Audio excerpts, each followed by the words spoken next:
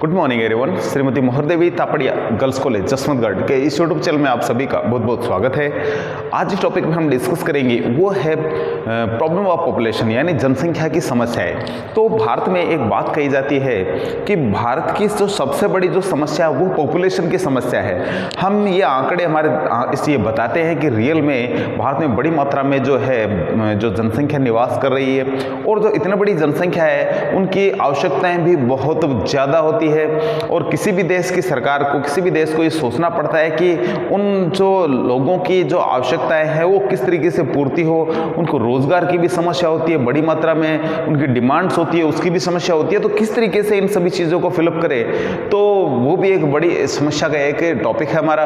तो इसी चीज़ों को देखते हुए यदि हमारे भारत देश के बारे में दिखाया जाता है कि भारत की सबसे बड़ी जो समस्या है ये जनसंख्या की समस्या है, तो कोई अतिशयोक्ति नहीं होगी, यानी ये बिल्कुल सही और सटीक जो टॉपिक है इस पर बैठता है, या सटीक जो ये बात है जो इस पे आ जाती है।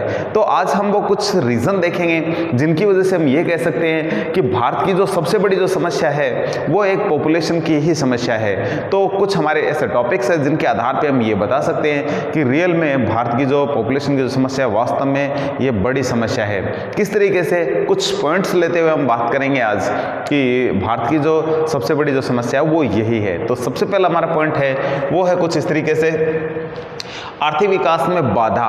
तो किसी भी देश की जो आर्थिक तरक्की है उसमें यदि फालतू के अनावश्यक खर्चे यदि होने लग जाए तो फिर ये जो पैसा जो डेवलपमेंट के काम में लगना था वो जनसंख्या पे लगना स्टार्ट हो गया, जनसंख्या को जागरूक करने में लग गया है वो पैसा। तो इस तरीके से एक बड़ी समस्या आप एग्जाम्पल के रूप में दे सकते हैं कि बढ़ती घरेलू मांग पहली समस्या है कि लगातार यदि जनसंख्या बढ़ेगी तो घरेलू डिमांड्स भी बढ़ेगी, तो आर्थिक विकास कहाँ से होगा। दूसरी बात, परिवार नियोजन के कार्यक्रमों पर 66,000 करोड़ रुपए 2011 से पहले तक लगभग खर्च करे जा चुके थे, और इसके बाद में आप एक आंकड़ा देख सकते हैं जो 2013-14 में 4 अरब रुपए जो इसका टारगेट रखा गया था परिवार नियोजन कार्यक्रमों पर। तो बड़ी मात्रा में कहना मतलब ये इस तरीके से इस जो है कार्यक्रमों में जो बड़ी मात्रा में पैसा खर्च किया जा रहा है, यदि पॉपुलेशन को यदि नियंत्रित नहीं किया जाएगा तो एक बहुत और भी ज़्यादा इस पर खर्चा करना पड़ सकता है। तो कहने का मतलब है ये बड़ी समस्या का एक सबसे पहला कारण है।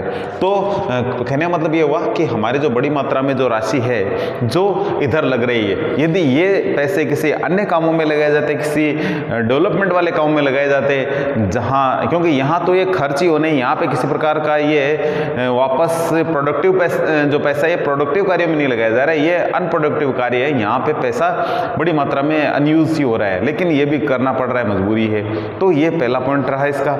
दूसरी बात करें बेकारी की समस्या, तो जैसे जैसे पॉपुलेशन बढ़ रही है बेकार लोग यानी बिना काम वाले लोग जिनके पास कोई काम नहीं है उनकी भी समस्या लगातार बढ़ती जा रही है। जैसे ये मानिए कि 14 साल से अबव, जैसे मान लो लड़का चला जाता है, गरीबों में सामान्यतः में ये देखते हैं कि 14 साल से जैसे 14 साल ही पार करता है तो वो रोजगार की तलाश में जो है वो बच्चा काम में लग जाता है। यदि गरीबों की कंडीशन बता रहे हैं हम, तो कहने का मतलब ये जिसको हम बाल श्रमिक कहते हैं, यानी 14 से 18 वाला है जो वो बाल श्रमिक, 18 से ऊपर वाला है जो सामान्य श्रमिक की श्रेणी में आ जाता है। लेकिन 18 जैसे पार करता है तो ये बड़ी संख्या है। तो कहने मतलब जैसे जैसे पॉपुलेशन बढ़ रही है, एक आंकड़े के अनुसार करीब 2.5 करोड़ लोग हर साल प्रतिवर्ष है जो हमारे देश में नए जन्म ले लेते हैं। जैसे ही वो 18 पार करते हैं, अपनी उम्र पार करते हैं, तो वो 2.5 करोड़ लोग नए जो बेरोजगार है जो तैयार हो जाएंगे। तो उनको बड़ी मात्रा में उनको रोजगार देना ये भी एक चुनौती का काम है। तो ये एक बड़ी समस्या है।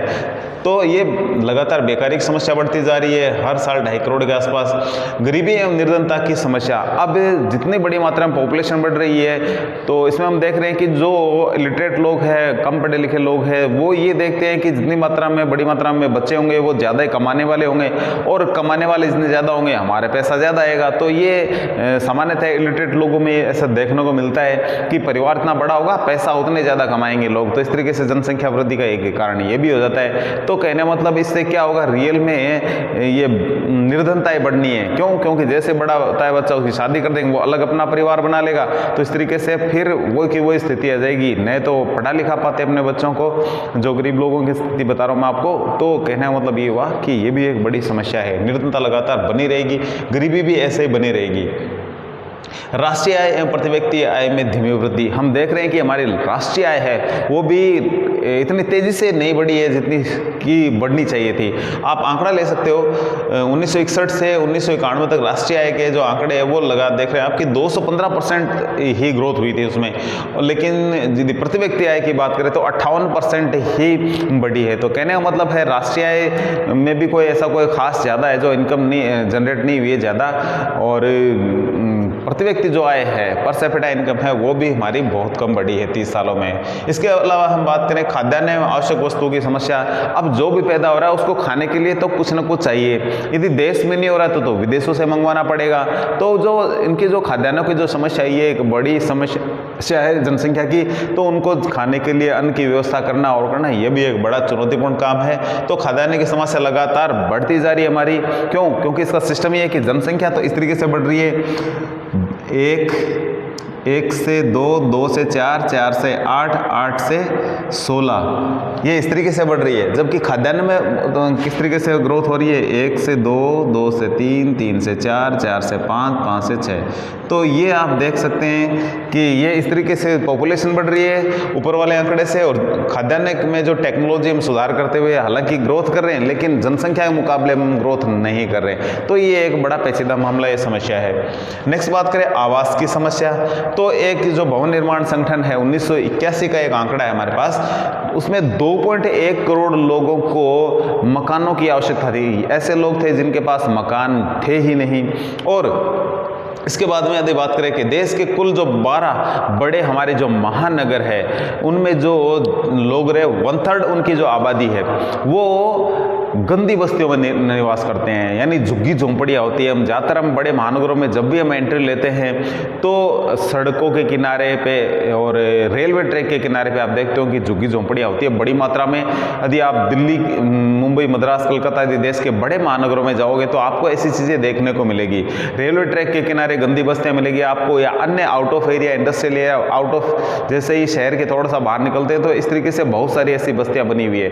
लोग बाग रोजगार के लिए क्या करें, वहाँ आकर के बस जाते हैं, लेकिन ये पॉपुलेशन से ही है सारा पॉपुलेशन जैसे बढ़ेगी उनको रोजगार चाहिए शहरों में आकर के, इस तरीके से वो गंदी बस्तियों में मकान तो किसके लिए, उनके लिए कौन बनाए। तो कहने का मतलब ये हुआ कि जो मकान निर्माण की जो समस्या है या जो मकानों में रहने की समस्या है, आवास की जो समस्या है, वो भी लगातार पॉपुलेशन बढ़ने से ये बढ़ी है।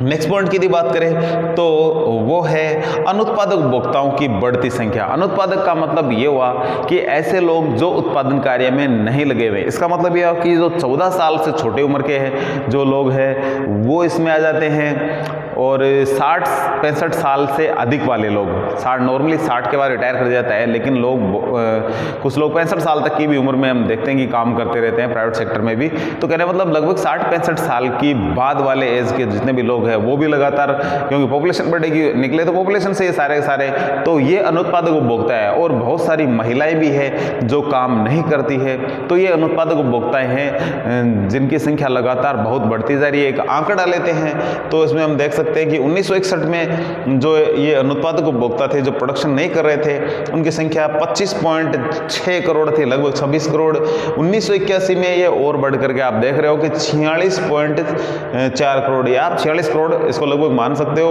वर्तमान में 39% टोटल हमारी पॉपुलेशन लगभग 35-40 करोड़ के आसपास है, यानी 135-40 करोड़ के बीच में लगभग।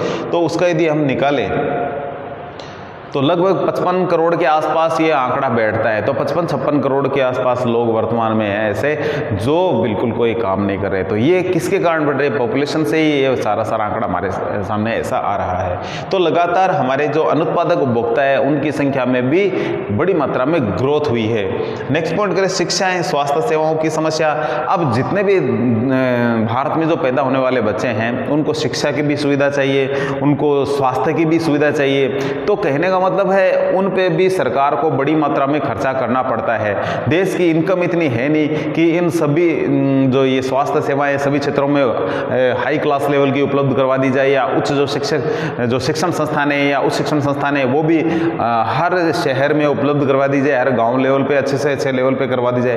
तो इसमें बड़ी मात्रा में खर्चा करना पड़ रहा है। तो ये कहने का मतलब कुछ एक आंकड़ा लेते हैं हम कि 2.5 करोड़ बच्चों पर प्रतिवर्ष लगभग 5,000 करोड़ रुपए शिक्षा पर ही खर्च करना करना पड़ रहा है। तो सोच सकते हो आप कि 5,000 करोड़ रुपए शिक्षा पे, जो 2.5 करोड़ बच्चे, हमने एग्जांपल लिया था 2.5 करोड़ बच्चे हर साल इंडिया में जो नए पैदा हो जाते हैं, तो जो 2.5 करोड़ की जो आबादी हर साल बढ़ रही है, उन पे 5,000 करोड़ का एक्स्ट्रा भार आ रहा है हमारा। तो यदि इनमें यदि पॉपुलेशन पे यदि थोड़ा सा नियंत्रण किया जाए तो ये जो खर्चा मारा जाए थोड़ा सा कम हो जाएगा। तो कहने मतलब लगातार शिक्षा पे और स्वास्थ्य सेवाओं पे भी बड़ी मात्रा में, हॉस्पिटल में भी बड़ी मात्रा में नई नई जगह पे या शहरों में हॉस्पिटल का निर्माण किया जा रहा है। स्कूलों की जो समस्या है, नई स्कूलें खोली जा रही है, तो इन पे बहुत बड़ी मात्रा में खर्चा करना पड़ता है। तो कहने मतलब ये हमारा जो भार है इनका, वो पॉपुलेशन की वजह से शिक्षा और स्वास्थ्य क्षेत्रों में बड़ी मात्रा में बढ़ रहा है।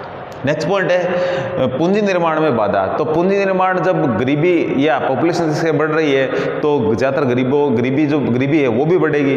तो इस क्षेत्र में फिर लोगों के पास पूंजी बचेगी कहाँ, क्योंकि परिवार यदि बड़ा होता है तो सेविंग से ही पूंजी निर्माण होता है, बचत से ही पूंजी निर्माण होता है। लोगों की बचत खत्म होती जा रही है, बचत समाप्त होती जा रही है। ऐसी कंडीशन में आप जानते हो कि पूंजी निर्माण होना नहीं है, स्वाभाविक बात है, पूंजी निर्माण नहीं होगा।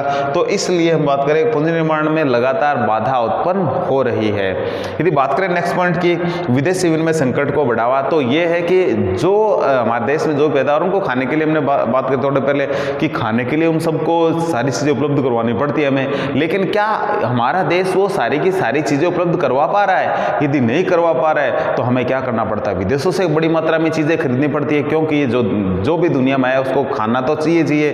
तो सरकारों की जिम्मेदारी हो जाती है, सरकार बड़ी मात्रा में दूसरे जो देश है वहाँ से खाद्यान्न है या अन्य वस्तुएं, जो अन्य वस्तुएं, या हम कहें कि जो बढ़ती जो घरेलू जो मांग है उसको पूरा करने के लिए विदेशों से बड़ी मात्रा में हमें खरीदना पड़ता है सामान। तो ये भी एक बड़ी समस्या है। इससे हमारे पे देश पे क्या आता है, विनिमय संकट आता है, हमारा भुगतान संतुलन प्रतिकूल हो जाता है। तो ये एक बड़ी समस्या सामान्य से आनी ही है। नेक्स्ट यदि बात करें नगरीकरण की समस्या, तो लगातार यदि बात करें तो जो गांव में पहले बहुत बड़ी मात्रा में जो आबादी हमारी वो गांव में रहती थी, तो लगभग ये आंकड़ा है 1951 में 1.5 रेशियो था। लगभग है ना, मतलब 85% आबादी है वो कहाँ रहती थी, गांव में, और 15% शहरों में रहते थे लोग। लेकिन वर्तमान यदि आंकड़ा देखोगे तो ये 1:3 रेशियो हो गया, यानी 75% लोग हैं जो अब गाँव में रह रहे हैं, ठीक है, और 25% लोग हैं जो लगभग शहरों में रह रहे हैं। तो कहना मतलब जो इसमें भी बड़ा अंतर आया है, क्योंकि गांव में रोजगार नहीं है तो कहाँ भागेंगे लोग, शहरों की तरफ भागेंगे जहां रोजगार उपलब्ध होता है, रोजगार मिल जाता है। तो इसलिए लगातार शहर जो नगर है वो बढ़ते जा रहे हैं। जो कि पहले गाँव हुआ करते थे वो छोटे नगरों में बदल गए। यदि जिनकी बात करें, जो छोटे छोटे जो गाँव थे वो कस्बों में तब्दील हुए, जो कस्बे थे वो छोटे नगरों में, और छोटे नगर जो बड़े नगरों में, और बड़े नगर है थोड़े और ज़्यादा बड़े महानगरों में तब्दील होते जा रहे हैं, और लगातार ये सिस्टम चलता जा रहा है। तो कहने का मतलब है नगरीकरण की भी समस्या होती है। नगरीकरण में एक समस्या ये आती है कि नगर में जो रहने वाले लोग हैं उनको सुविधाएं उपलब्ध करवानी पड़ती है, और सरकार लगातार इस तरीके से बढ़ते जो ये समस्या है इसका समाधान किस तरीके से करती है ये खुद उस पर सरकार पे डिपेंड करता है। लेकिन ये समस्या ज़रूर है कि लगातार नगर बढ़ेंगे तो रहने वाले लोग हैं नगर में उनको भी जो सुख सुविधाएं उपलब्ध करवानी पड़ेगी सरकार के द्वारा। तो ये एक पेचीदा मामला है, समस्या का ही विषय है ये। निरक्षरता की स्थिति भी कोई ज़्यादा फर्क नहीं पड़ा है। यदि आंकड़ा देखें अपन, 2001 का आंकड़ा है मेरे पास, यहाँ 35.2% लोग हैं अभी इलिटरेट थे, यानी निरक्षर थे, और 2007-08 में 29% के लगभग, और वर्तमान में लगभग 26.8, मान लेते हैं 27% के लगभग लोग हैं जो निरक्षर है। तो इसमें भी कोई विशेष अंतर नहीं है, लगभग 30% लोग अभी भी निरक्षर है। यदि 140 करोड़ की आबादी वाले देश में 30% का मतलब होता है लगभग 42 करोड़ के आसपास लोग निरक्षर है अभी भी। तो ये एक बहुत बड़ा आंकड़ा है, क्योंकि ये पॉपुलेशन बढ़ने के कारण हुआ है, क्योंकि ज़्यादातर हम देखते हैं कि गरीबों की जो संख्या है वो बढ़ती जा रही है, और उनमें लगभग ज़्यादातर लोग हैं जो निरक्षर मिलेंगे अपने को।